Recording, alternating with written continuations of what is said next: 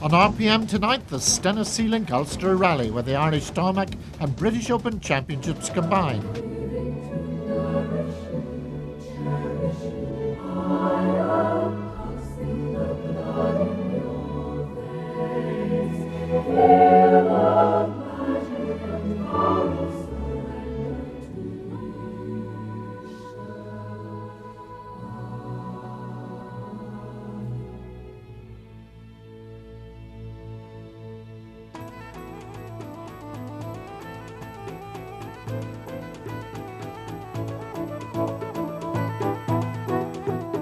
The New Look Ulster starts right in the centre of New Look Belfast. New Look because Stena Sea-Link have stepped in at the 11th hour to sponsor this double championship event. It seems appropriate that Government Minister Baroness Denton is on hand to start the event. Well, I remember you very well racing MGBs and things like that. That's wonderful. I mean, I was very lucky actually, because we were talking just now about costs, and you look at that and you look at what I was rallying and racing, and you can see the money. We just about managed to do it all on earned income. You couldn't do that now, could you? Absolutely not. But I think one of the really nice things is we're starting it right in the middle of Belfast. Well, this is a great thing. I mean, this is what I found when I came out to Positively Belfast, that instead of just one street taking over, they've taken over 3 streets. I mean, when we do it better here, don't we? It's going to be an interesting battle, and I think it's fair to say that, you know, Kenny and Bertie and people like that have raised their game since I was here last year. I think the cars have got better, and I think they've, you know, genuinely got better. Plus, obviously, Stephen's going exceptionally well as well, so I think it's going to be an interesting rally. Now, you have 2 identical cars. Can you absolutely look me straight in the face and say that they're absolutely identical? They're absolutely identical, and we had them on Nuts Corner yesterday doing some final shakedown tests. And Stephen got out of the car and he said his very words to me. He said, "Well, at least there's nothing between the 2 cars." So that was from the horse's mouth. Well, it's up to each other now, really, Plum. The cars, we have a new management system on the cars, and we tested them yesterday, and they feel fairly good, so we're looking forward just to get out there and see how it goes. Now, you're going out to try and beat them, aren't you? Well, that's the plan, but it mightn't work out like that. But there's a few odd men maybe with different ideas, but we'll be giving it a go. We're just a little bit behind in the championship, you could say, at the moment, so we really have it all to do here. What's the plan? Flat out from the word go? Yeah, I think it has to be. Yeah, there's no time for hanging around. Now, the Cosworths are going to be hard to beat. There's no question about that. They're going to be very, very hard to beat. Kenny McKinstry is going to be going quickly. There's, you know, a few guys out there are all going to be hard to beat, but we're certainly going to try.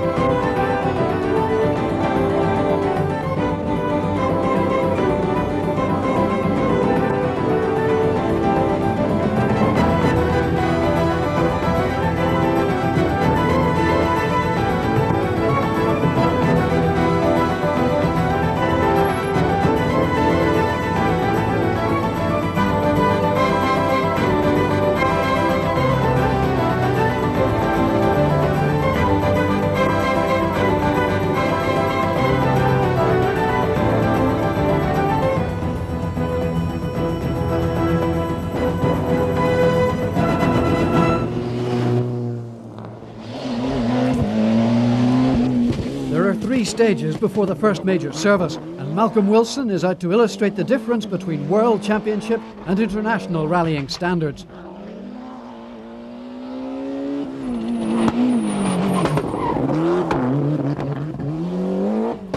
By the end of the first 3 stages, the Cumbrian is simply unequalled and has built a 22-second lead.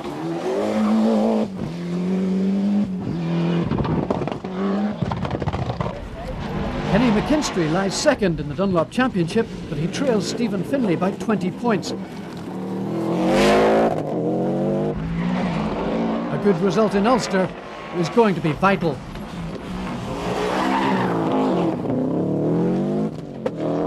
The early stages are not encouraging, however, as he simply can't match the pace of the Escorts.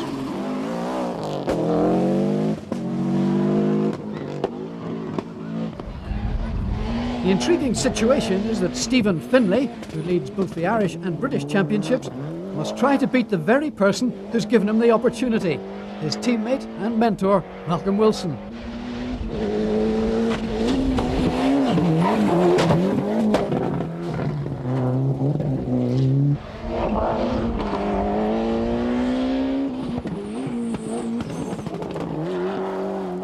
Master is putting pupil in his place on the opening stages.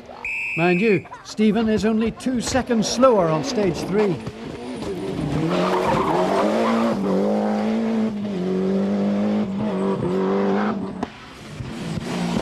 Fisher in the Mobile 1 Tarmac Impreza is flat out from the word go. Bertie has won the Ulster twice before, and he's determined to match the Fords with his state-of-the-art Subaru. But as Raymond Deasley's camera shows, at these speeds even a minute error can have major consequences. The Impreza isn't badly damaged. In fact, Bertie will amazingly only lose 30 seconds to Wilson by the end of the stage. But look at the slow-mo pictures from Peter Conlon, and you see that the Impreza just launched off the inside bank. Unfortunately, the engine is still running when the car is upside down. The oil is draining out of the Subaru, and on the motorway section to the next stage, the engine will cry enough.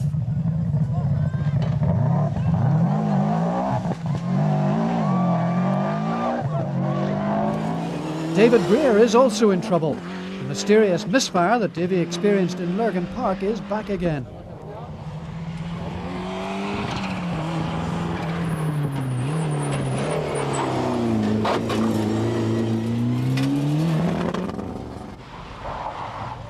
James Leckie, the Group A newcomer, is having an exciting time on stage 3.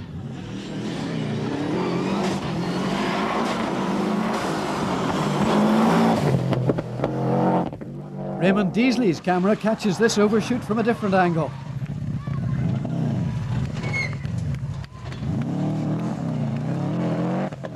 Ian Greer has also had a spin, but he's in the top 10.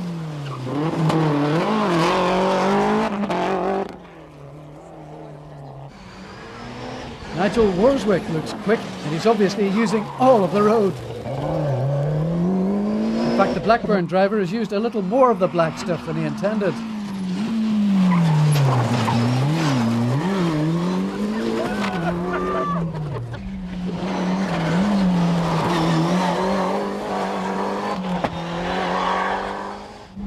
Tommi Mäkinen leads the new generation Formula 2 cars in his Nissan Sunny. It's the Finns' first rally in Ireland, and the team have benefited from some recent testing in County Tipperary.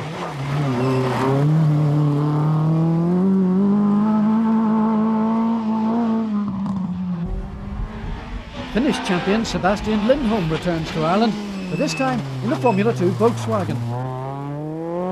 The car has more power, but it'll last just one stage. Exit VW's top entry. David Llewellyn, the current British Formula 2 champion, lies second in the category. The new Astra, which we saw in Donegal, now has water-cooled brakes, but he's 20 seconds behind Mäkinen's Nissan. Alistair McRae in the second Nissan is 13 seconds down on the Vauxhall.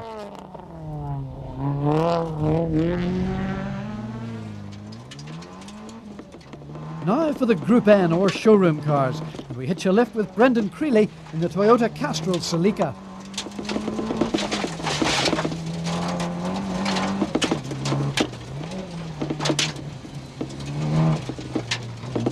Brendan from Portadown was British Junior Champion last year. 1994 has been a nightmare. Mechanical failures and accidents have dogged this talented young driver, so he prays for a good finish on home ground. Stage 1 is used to reacclimatise with the Toyota after its rebuild following an accident in Scotland.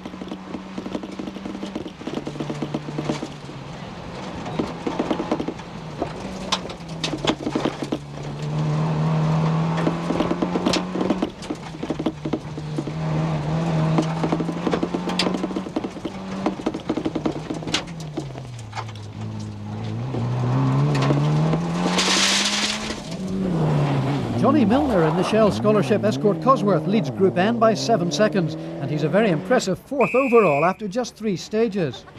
James Cullen in the Buckler car has set his own pace. He's well in touch with Milner and mindful of the severity of this event. 8 seconds behind Cullen comes the second Shell car driven by Isle of Man resident Martin Rowe. And Brendan Creeley in the Group N Toyota continues to rebuild his confidence by the mile during a totally dismal season. Stage 3 west of Dungannon, and we're beginning to see the type of form that brought the Portadown driver so much success in 1993. But the Ulster has never been Brendan's lucky event. Remember his big crash last year? Now, however, it looks as though it's all coming together again.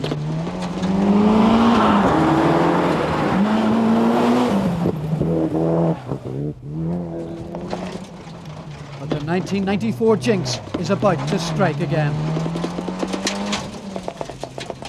Telltale wisps of smoke from the bonnet show a turbo has blown and the Toyota pair are out of the rally. Philip Young in the Will-Fit car isn't faring much better. He's been off the road and lost a lot of time. And a little bit of Group N history comes to an end when the Doyles hit a lamppost on stage 2. But still, they are the new Dunlop Junior champions. At the second service area, we learn about Bertie's problems in stage 1. Bertie, I suppose there's just one question. What happened? Well, what eventually happened was that the oil light came on coming down the motorway, and the engine started to feel tight, so we just switched it off, you know. But on the first stage, we had a problem because one of the junctions near the end of the stage, I turned the car in, obviously a split second, just too soon, and it gripped very, very hard and went up onto two wheels, and it just, you know, I couldn't believe it. It just went over onto its side and then onto the roof and just sat on the roof, and spectators pushed it down. It was fine, like we didn't do any damage whatsoever. Drove out of the stage, we only dropped half a minute, which was rather surprising, you know. And the mechanics checked it out at the end of the stage, and you know, they said everything was fine, there was no problem, and it went fine for 20 miles after that. And coming down the motorway, then the oil light came on, so it's time to switch it off. By late afternoon, Malcolm Wilson has almost a 1-minute advantage over his teammate. He has totally dominated the event to date, having been fastest on every stage.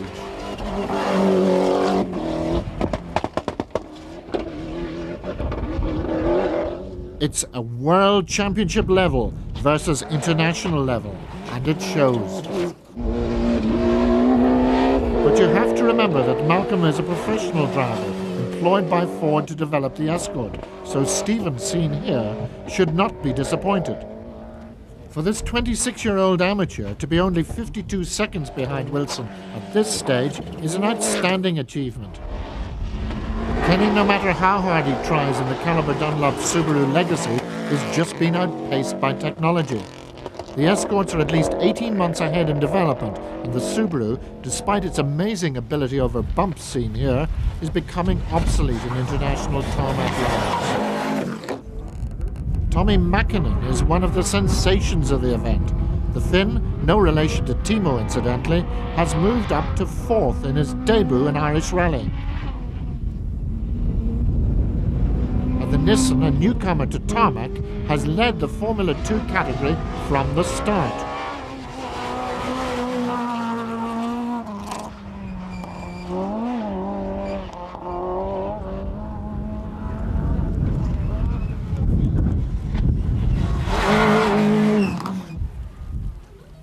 Johnny Milner may have dropped an overall place, but he's 37 seconds ahead in Group N. Ahead of his teammate Martin Rowe, who is now 6th overall. Dye's 7th and probably a bit shocked not to be leading Formula 2, with the other Nissan driven by Alistair McRae breathing down his neck, just 7 seconds behind. Ian Greer, the sole Group A Toyota representative, is having a steady run in his Nichols Fuels car. The Hillsborough driver is in 9th place. His only problem has been a spin earlier in the afternoon.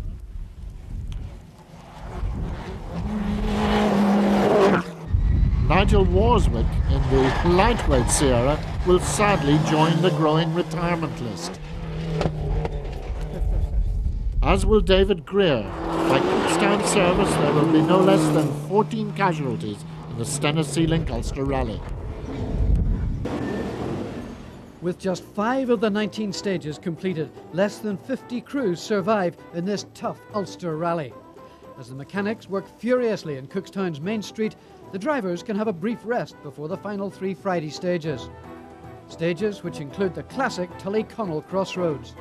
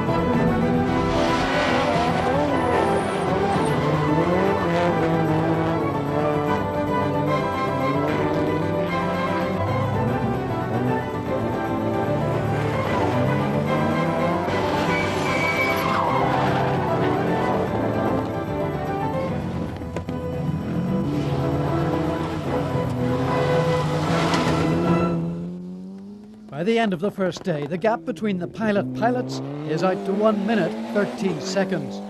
Stephen is the more spectacular to watch as the car, which has dominated the Tarmac Championship, crackles its way to the Craigavon Spectator Stage finish.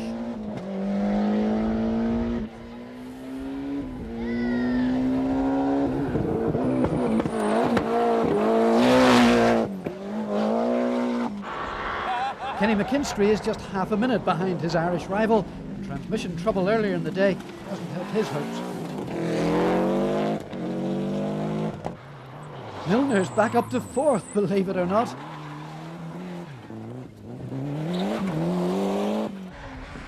But there's only 10 seconds in it. Just look at this for commitment from the Finn.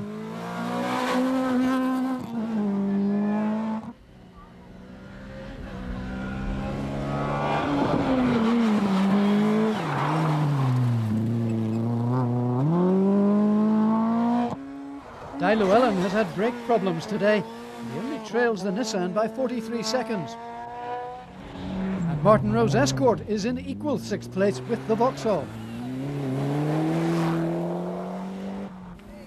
James Cullen's now recovering fast from puncture problems. The Four Lanterns car now back to 3rd in Group N.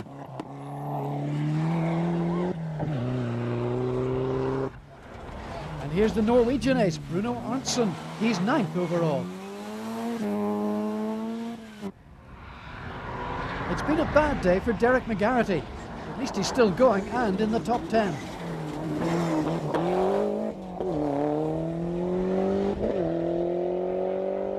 But now for the wounded. James Leckie has gearbox problems in his Subaru.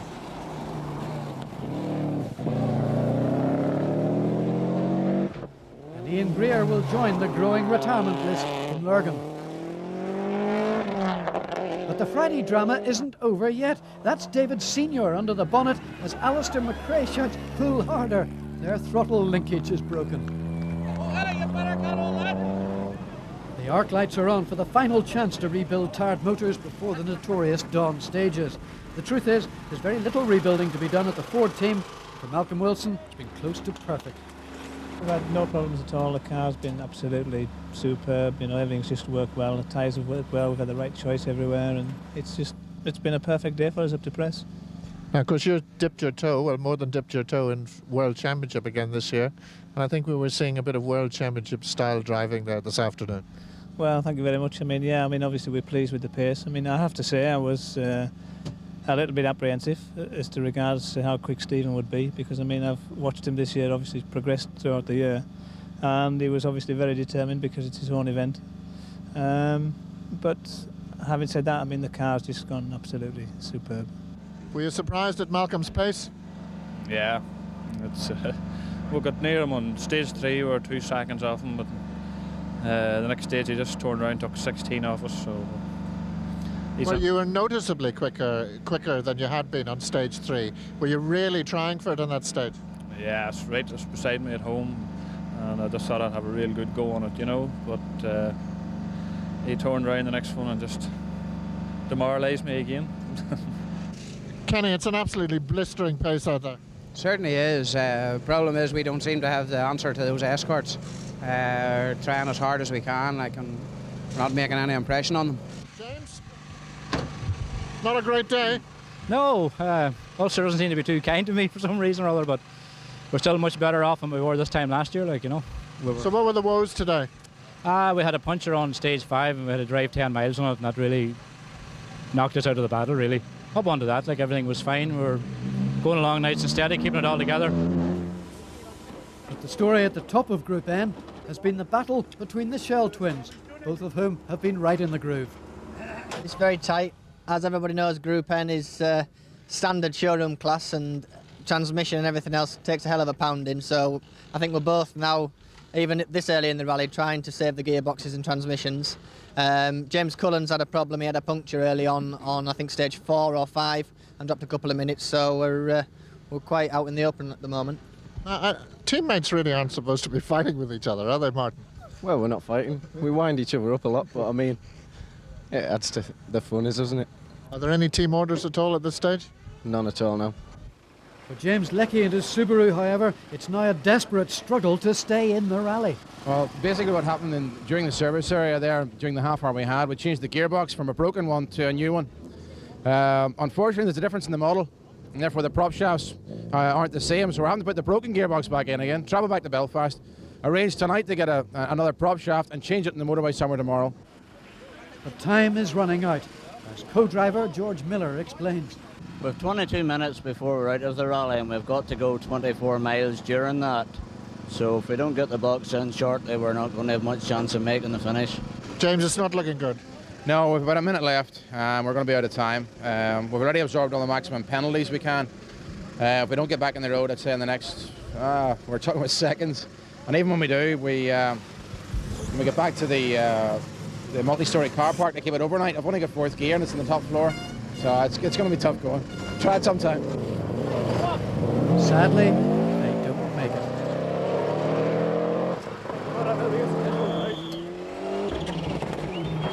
Dawn in the Clopper Valley. Malcolm Wilson is now in Stephen Finlay's backyard, and it does make a slight difference.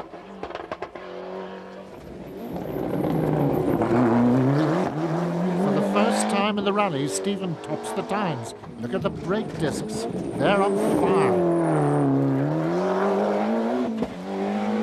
On the first 3 stages of the second day, Stephen Finlay gets 2 fastest times.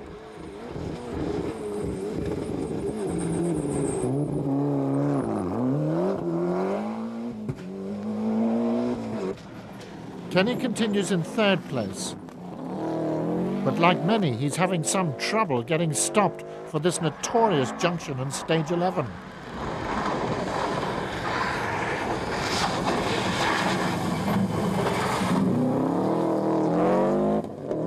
And talking about trying, look at Milner's discs. All 4 are alight.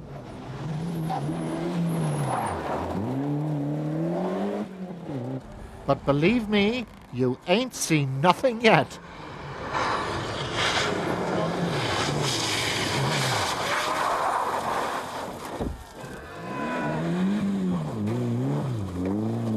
No rear bumper and very little loss of time. And anything Johnny can do, I can do better, says Martin Roy.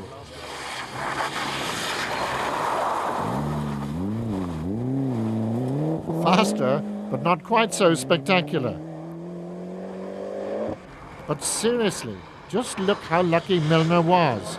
He misses this concrete gatepost by inches. And once again, there's a lot of dawn delight for the early birds at Greystone.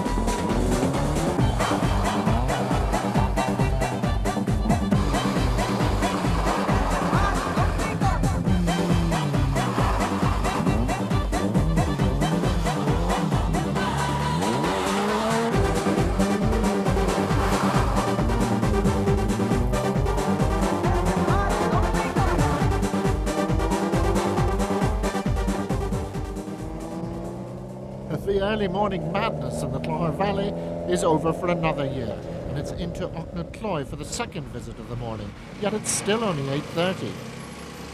With the top 3 places static, the interest switches to Group N, but the Shell twins, who lead that category, are in trouble. Well, Martin, a bit of a problem for the service crew here. Not just 1, but 2 gearboxes to replace. Yeah, that's right. On the last stage, Johnny lost all gears apart from 4th gear. We're doing a precautionary change at the end of the stage. The gearbox was very noisy, so I mean, don't know how long more it could last. So, how long does it take these guys to change a gearbox? They can do it in about 12 to 15 minutes on average. As Philip Young struggles to stay in the rally, James Cullen's event is improving. James, we saw the car not running at all right on the first stage this morning. No, it started to throw oil out somewhere or other and oiled up all the plugs, and we did most of the stage in 2 cylinders. The last third of it on 3 cylinders, I think we just cleared towards the end. And it's been a bit of a fraught morning now. You're keeping an eye at the back to see if any more black smoke and watching the oil pressure gauge and things, but touch wood, the last one's been good. We're okay. Now the Group N pendulum swings again. Johnny Milner's been giving that Escort some hammering. Stage 14 sees John Greer's camcorder catch a very significant event. The front strut and spring have dropped out of the leading Group N car. He parks up the road and returns on foot to collect some spare suspension parts delivered by his team to the junction. Amazingly, he repairs the car and continues in the rally. The young English driver is eventually excluded for allegedly taking a shortcut to the end of the stage.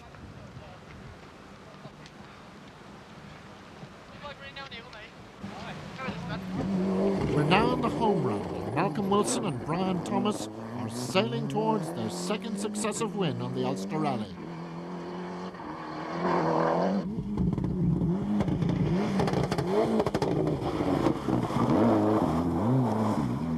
To say that the Cumbrian has dominated the event is an understatement, as he takes 16 fastest times out of the 19 stages.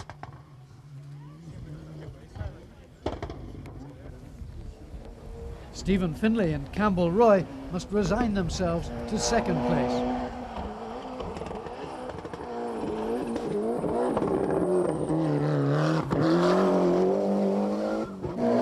Although Malcolm Wilson strengthens his chances in the British Series, the Ulster driver will still lead on points.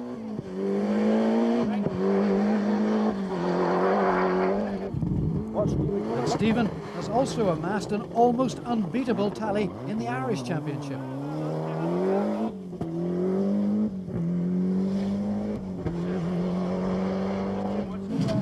It's Kenny McKinstry and Robbie Philpott's best ever Ulster finish.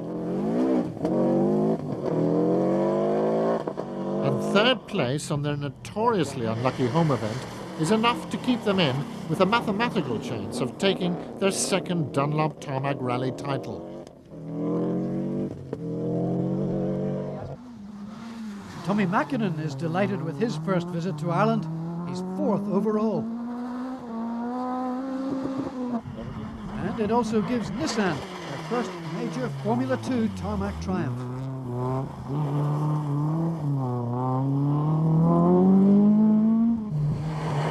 Martin Rowe and Chris Wood come home in 5th place, but more importantly, they're the winners of Group N.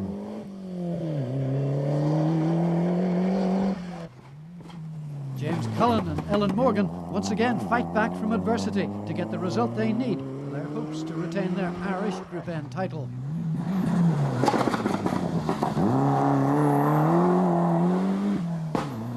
They're 6th overall and 2nd in Group N, and that puts them in the lead in the Dunlop Series.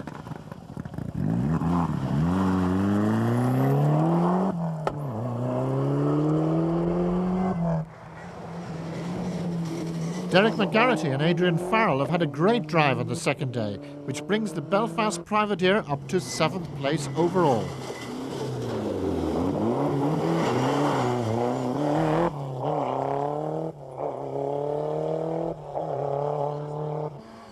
David Llewellyn and Ian Grindrod are 8th and they're 2nd in Formula 2.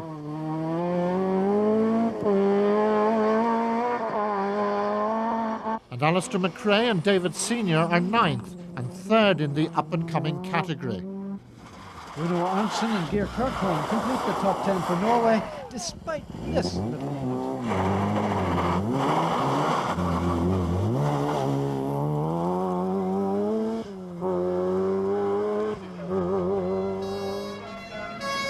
Today, the police sirens in Belfast herald the arrival of good news. Only 31 crews returned to the street that they left 26 hours ago, as the Saturday shoppers gather round to praise the amazing rally projectiles and the men and women that control them.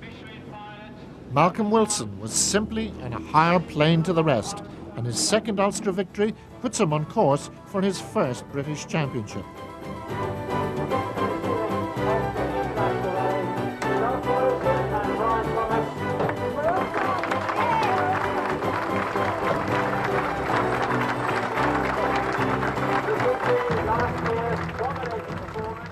So 2 Irish crews in the top 5 and the other big winners, Martin Rowe and Chris Wood, who take the important Group N category. Malcolm, you're making this rally your own. Well, I must admit, it is a very good rally, and it's one rally that I do enjoy. And I have to say, I particularly enjoyed the first 9 stages when it was completely dry and you could attack and not have to worry about a bit of slippery tarmac or anything like that. That was a really enjoyable part of the rally for me. The second leg has been quite difficult because of the weather conditions and obviously the pressure of maintaining the lead and trying to also keep the 1-2 with Stephen as well, because obviously that's a big plus factor from our team point of view to have both cars finishing first and second. Stephen Finlay and Kenny McKinstry are the only 2 to improve their Tarmac Championship scores, and effectively they're the only 2 who can now win the 1994 title. And finally, the UTV award for the entertainer of the event goes to David Llewellyn, who never gave up trying in the Vauxhall Astra.